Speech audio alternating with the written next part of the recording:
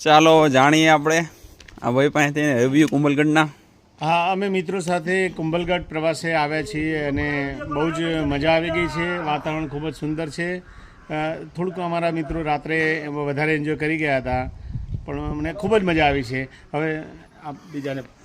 ખૂબ જ મજા આવી રહી છે આ વાતાવરણમાં, એકદમ ચક્કાસ વાતાવરણ છે. ધન્યવાદ.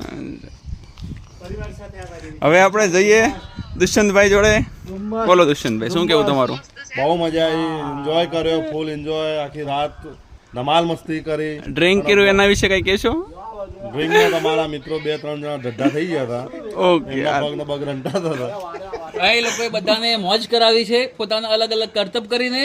લોકો તેનાથી બહુ પ્રસન્ન થયા છે. તમે શું કર્યું કાલે? ફરીથી આવા જેવી જગ્યા. કાલે તમે શું કર્યું? અમે લોકોને મોજમાં રહેતા દેખ્યા, અમને બી એન્જોય થયું મોજમાં દેખતા જોઈને. બોલો રાકેશભાઈ. જગ્યા આવા જેવી. બહુ મજા આવી ભાઈ. લોકોએ 2-3 મિત્રોએ અમારી બહુ ખાસ ધ્યાન રાખી, જેને અમને એન્જોય ઉપર એન્જોય કરાવી દીધું.